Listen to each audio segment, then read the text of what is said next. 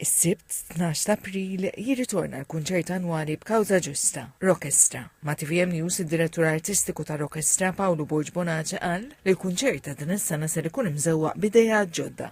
Dis-sena ħriġna b'dil-idea li konna a big jam, okay? X'inhi big jam? Ġifieri apart li ħanaraw il-kantanti, ġifieri l-format ta' Rockestra tas-soltu, imma ħajkollna momenti fejn ħanaraw mużiċisti, kantanti u bands jinteraġixxu flimkien li normalment ma narawhomx.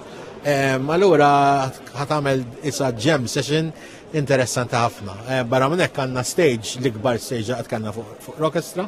Fil-kunċert se jtużem l-Orkestra Filarmonika ta' Malta. Aurelio Belli huwa wieħed mill-benefiċjarji tal-Malta Community Chest Fund. Nagħti l-almu kollu tiegħi biex dal-event isir suċċess.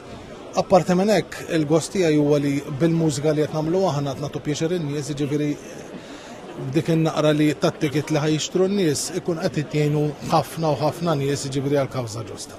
Il-President ta' Malta Mirjam Spiteri de Bono fissredda l-avveniment bħala opportunità biex il-poplu jingħaqad flimkien għall-Kawża Ġusta.